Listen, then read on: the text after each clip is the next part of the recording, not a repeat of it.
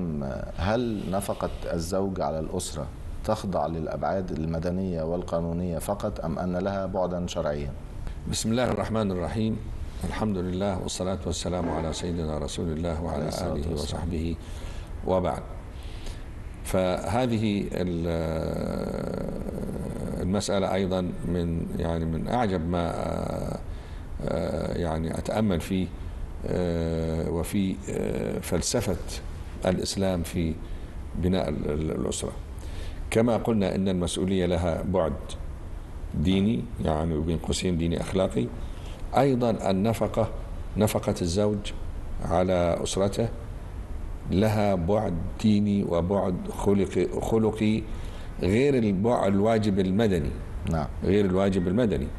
يعني كما قلنا في الظاهر هي يعني مسألة مادية، لكن في الباطن أيضا الإسلام يعد الزوج ببعد ديني أو بثواب كبير جدا على هذه النفقة، مع أنها واجبة عليه. نعم. يعني المفروض لا شكر على واجب كما يقولون ولا ثواب على واجب، لكن نعم. في هذه المسائل بالذات وخاصة في مسألة الأسرة النفقة عليها ثواب كبير جدا.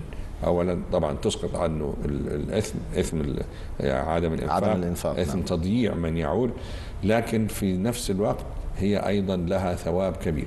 وأنا يعني شوف الأحاديث مثلا: أفضل دينار ينفقه الرجل دينار ينفقه على عياله.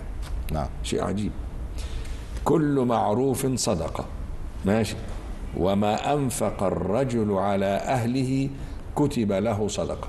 نعم. ومسألة صدقة الوقت ناس كتير وأنا بنبه يقولوا كأنك أنت بتخليك كأنه متصدق علينا. لا، هنا كتب له ثواب الصدقة، لأن ثواب الصدقة هو أكبر أنواع الثواب في الإسلام. نعم. فيريد الشرع أن يقول للزوج أنك حين تنفق على أسرتك لا تسقط واجبا فقط، وإنما يحصل لك ثواب من أعظم وأكبر أنواع الثواب في الإسلام، وهو ثواب الصدقة. وكأنها جائزة مزدوجة. أسقط واجبا وفاز بصدقة بثواب الصدقة فعلا. نعم. فتصور لو أني كل يوم الزوج ده بياخد إيه من أنواع الثواب.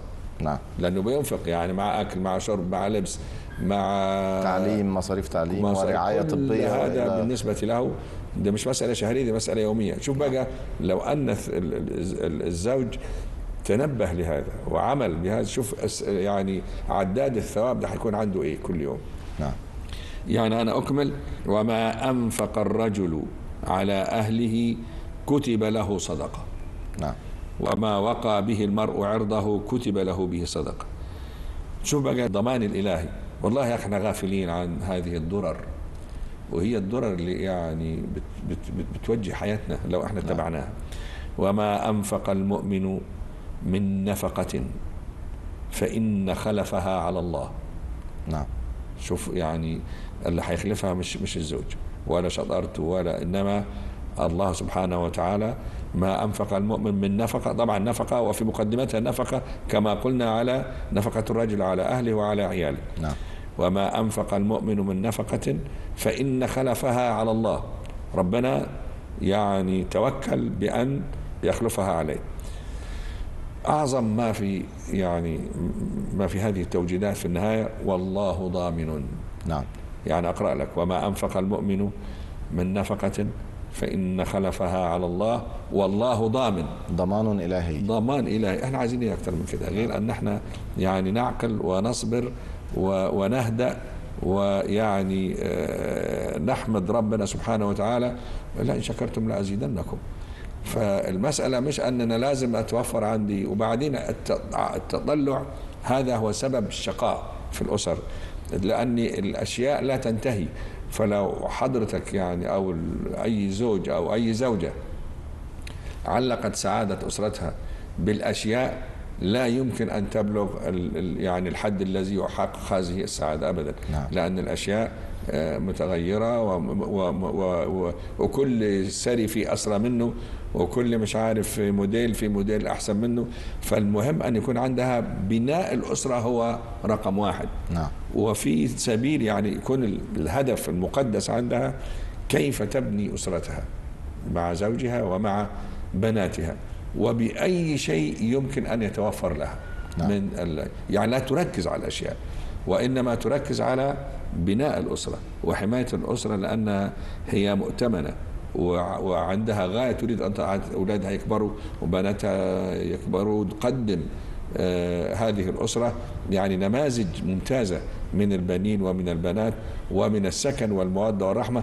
ده الهدف اللي هي المفروض تنشغل به الزوجة ليل نهار. نعم. سواء توفر لها يعني من الأشياء الكثير أو القليل، ده تخليه رقم 3 أو رقم 4. نعم. إنما كما قلنا تصنع سعادتها من داخلها، ولا تعلق سعادتها لا بخشب ولا بذهب ولا بفيلا ولا بعربية. المهم أنها تنجح في حياتها. ماذا عن التربية الدينية والأخلاقية؟ هل هي أيضا مسؤولية على الزوج أم لا؟ هي طبعا إلى حد في المقام الأول على الزوج، لأن الزوج هو المطلوب منه أن يمثل النموذج في البيت. نعم. والمثال، لأن احنا عايزين قدوة. احنا في أطفال يعني بتتربى وتكبر وتحتاج إلى مثال أو نموذج تقتدي به وتتأثر به. نعم. مين النموذج؟ مش الأم الأول في المقام الأول، لا، النموذج طبعا من الأم نموذج، لكن النموذج الأمثل والأكبر والأول هو الزوج. لا يفعل شيئا أمام الأولاد والأطفال ثم ينهى أولاده أو أطفاله عنه. ومن هنا لا مثلا لا يكذب، مثلا لا يعلم الأولاد سرعة الغضب. نعم. لا يشتم مثلا أمامهم لأنه سيعودهم. وللأسف الشديد كل يعني الخلافات الزوجية وما يصاحبها من رفع الصوت من شتائم يحدث أمام الأطفال، ويتشربه الأطفال. نعم. الزوج غافل والأم غافلة فعلا عن هذا الأثر السيء اللي بيترسب ويتجذر كل يوم في ومش ممكن حيفارقهم بعد ذلك. فالزوج هو المسؤول أولا. فيما يتعلق، أعتقد سألتنا حضرتك، الحلي والذهب والمنقولات، هل هي حق لها ويحق له أن يتصرف فيها؟ المهر حق له. نعم. ولا يستطيع لا الزوج ولا الأب كما قلنا. نعم.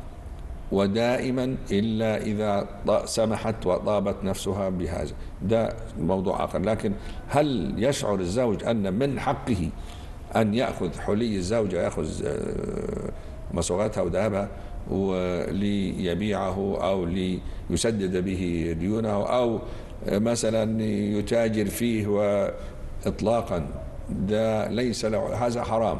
نعم. إلا إذا سمحت الزوجة، حينئذ يجوز له أن يأخذ ما طابت به نفس الزوجة. ولا بد أن يعلمها يعني الحقيقة، يعني الذهب ده هيبيعه ليه لو هي راضية، وهيعمل بيه إيه، ولازم يعني يطلعها على حقيقة. يعني فضيلة الإمام لابد من موافقتها أولا، يعني لا يأخذ الممتلكات ويبيعها ويتصرف فيها ثم يسألها عن رضاها. لا يستطيع يا سيدي أن يأخذ شيئا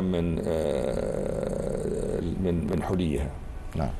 بل ولا شيء مما هو موجود في بيت الزوجية. ما يقدرش يغير كرسي. نعم. في البيت، لأن ده ملك خالص، ملك شرعي. وأنا حين أقول شرعي يعني ده يعني الملك الخالص للزوجة، والذي يحرم على الزوج أن يمد يده إليه. لا يقدر يغيره، لا يقدر يبدله، لا يقدر يبيعه، لا يقدر، لأن ده ملك الزوجة. إلا إذا قالت له نحن نريد أن مثلا، أو هي عايزة تساعده في شيء ومستعدة لهذا. وعادة ما تكون الزوجة طبعا يعني مع زوجها أنها تريد أن يعني تدعمه يعني، لكن تدعمه بشكل ليس بشكل واجب عليها شرعا، وإنما العشرة نفسها حتفرض عليها هذا الوجوب، لأن ما فيش زوجة معها فلوس طبعا وتترك زوجها في ضيق. هي تتطوع بهذه المساعدة. نعم. وليست مفروضة عليها. لا ليس يعني مفروض. وهنا من الأمور التي يعني الدين يكون له حكم والأخلاق يكون لها حكم. يعني الدين لا يفرض، نعم، لكن الأخلاق هنا تفرض. لكن الدين لا يعارض الحكم الخلقي. نعم. خذ بالك متاهات، مش متاهات، يعني مسائل دقيقة. يعني لا أقول إن الدين هنا يعارض الأخلاق، لا. نعم. الدين هنا لا يفرض شيئا.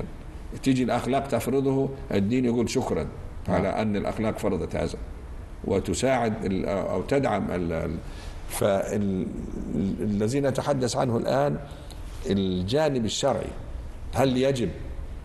هل يجوز للزوج أن يأخذ من مال زوجته؟ هل يجوز له أن يأخذ الذهب والحلي ويتصرف فيه؟ هل يجوز، يعني هل له حق لو فعل ذلك يكون له مستند شرعي أو مثلا أثاث البيت؟ أبدا، هذا حرام. نعم. لو فعل ذلك، لكن لو سمحت الزوجة بهذا أصبح حلالا، وأصبح الشرع يبيح هذا. نعم. يجب أن ينتبه الأزواج، لأن طبعا كثير ما تأتي المشكلات، أخذ ذهبها وضيع فطبعا ده خروج على الشرع.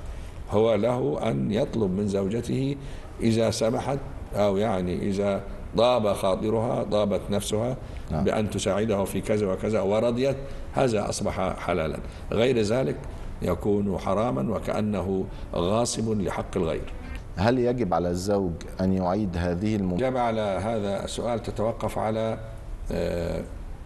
ماذا كان قصد الزوجة حين أعطته هذا المال أو سمحت له بأن يأخذ هذا المال. هل على سبيل الإقراض؟ نعم. فإذا كان على سبيل الإقراض فيجب عليه أن يرد هذا المال. نعم. أو هذا الذي أخذه.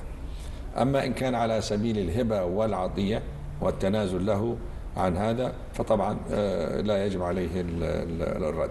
نعم. هو مال كأنه مال واحد تاني بعيد من مال واحد صديقه وصاحبه.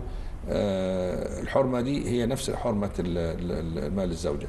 يعني إذا أعطاه الصديق هذا المال وقال له أنا مسامحك ما تردهوش، خلاص.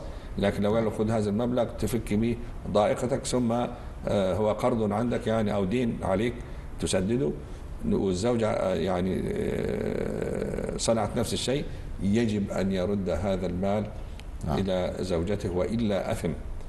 فيعني لنتنبه لمثل هذه الحدود الشرعية.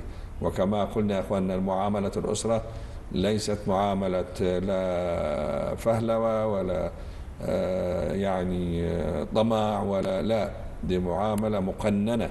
نعم. بالشرع وبحدود الله وبالحساب والثواب والعقاب يوم القيامة. نعم. من هذا المنطلق يجب أن نراجع معاملتنا لزوجاتنا في إطار هذه التوجيهات. نعم. فضيلة الإمام، وماذا عن أهم أسباب الشقاق بين الزوجين؟ مسألة النفقة دي كثيرا ما يعني تكون هي السبب الأبرز. نعم. في مسألة الشقاق، لأن مسألة بخل الزوج ده مثير دائما لغضب الزوجة. وفعلا في ناس كثيرين يعني يحبوا مثلا يوفروا أموال بعيد أو يفتحوا لهم حساب والزوجة ما تعرفش. كل ده يعني شرعا منهي عنه، باعتبار أن عاقبته ستنعكس بالضرر على الأسرة. نعم. يعني هناك بعض السيدات ما يهمهمش، عمل له حساب معاه ما معاش، المهم ما دام هو الأمور يعني قائم بواجباته فما تسألش، ماشي ما فيش مشكلة. لكن هناك بعض الزوجات يتضررن، يعتبرنا مثل هذا الأسلوب نوع من الخيانة. والخيانة يا أخواننا يعني لا تقتصر على الخيانة للزوجية، لا، الخيانة أيضا دا يعني دائرتها واسعة جدا. نعم. ممكن يندرج فيها عمل كهذا، أن عمل يغضب الزوجة بعيدا عن المفهوم العام للخيانة أو ما يتبادر في الأذهان من حين يطلق هذا اللفظ. فهنا يجب أن يطلع الزوجة على هذه الأمور إذا كانت تتضرر من هذا. لكن طبعا في فرق بين أن يطلعها وبين أن يعني يخضع لكل ما، لأن أحيانا برضو بعض الزوجات يعني تتصرف بشيء من الانتقام. نعم.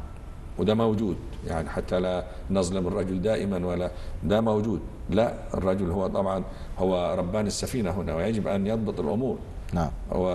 لكن برضو في هدوء وفي إقناع وفي يعني حسم لهذه المسائل. ده سبب من الأسباب. البخل أيضا، يعني النزق الزوج وسوء الطبع، الفحش القول، فحش الكلام، يعني ما فيش رحمة عنده. وكثير من الأزواج بالشكل ده للأسف كما قلنا، يعني يفرغ تعبه اللي بره أو مضايقاته اللي بره في البيت. لا، هذه ليست رجولة ولا شهامة ولا خلق ولا دين. نعم. أنت تتحمل مسؤوليتك بره، لكن أيضا الزوجة لها حق عليك، والزوجة نفسها أيضا نفس الحق. يعني أحيانا يأتي الرجل من العمل وتوضع أمامه كل المشاكل، ويمكن مشاكل تافهة، أيضا حرام على الزوجة أن تصنع هذا. فلا بد من التقدير المتبادل.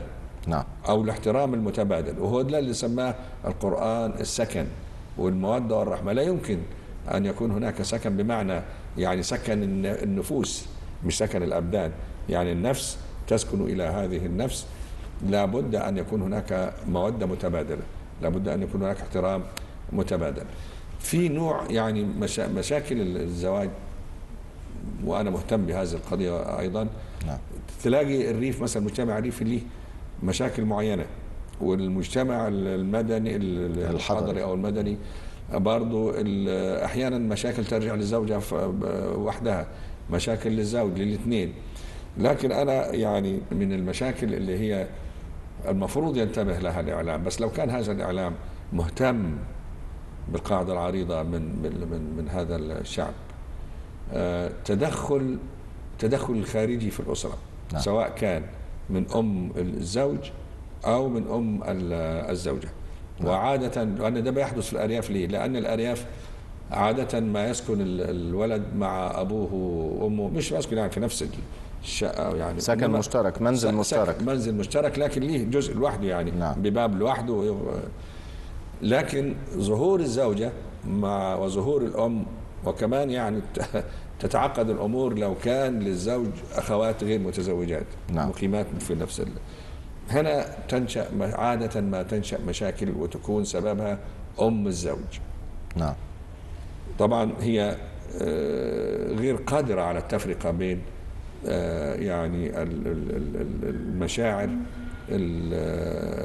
لأن هي يعني تشعر بأن شخص آخر أخذ ابنها منها.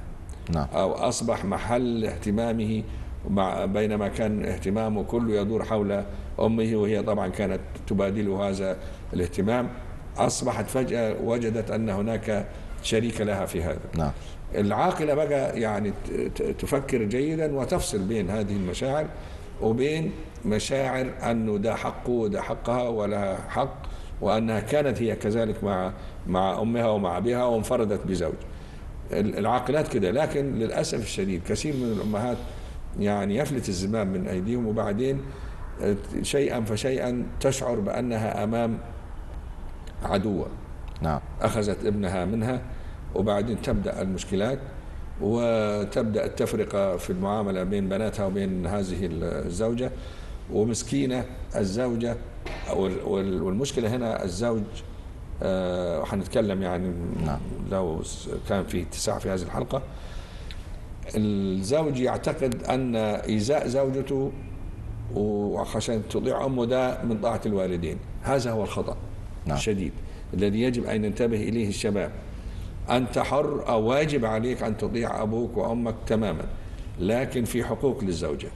نعم. إذا اعتديت على حق الزوجة، ضربتها، شتمتها، هزأتها قدامهم، هذا حرام. هذا تعدي على حق. تعدي على حق. أنت مع أبوك وأمك مطلوب أنك أنت يعني. وطاعة الأب والأم مشروطة في الشرع. بر الوالدين مشروط بالمعروف. نعم. وإن جاهداك على أن تشرك بي ما ليس لك به علم فلا تطعهما.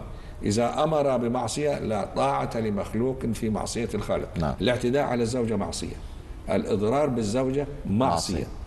فمهما أمرتك أمك أو مهما ظننت أن ضربك لامرأتك، وده بيحصل عندنا في الريف كثيرا، يعني يضربها قدام إخواته قدام الأم، هذه كارثة، وده يعني ليس بر بالوالدين، بالعكس دي جريمة. نعم. ارتكبت باسم الفهم الخاطئ لمفهوم بر الوالدين. ولو أنك أنت أمرتك والدتك أو أبوك بأنك أنت تؤذيها أو شكت لك أو طلبت الطلاق، لا تطعهما. نعم. وليس هذا عقوق، لأن دي حقوق ولا تتضارب الحقوق في الإسلام، دي لها حقوق ودي لها حقوق. نعم. ومن حقها أن يسكن بها في مكان منفرد ومنفصل عن الأهل، ده حقها الشرعي. فاللي بيحصل عندنا أن كثيرا والله ما يحدث فراق، وأنا يعني بتجيني المشاكل دي. نعم.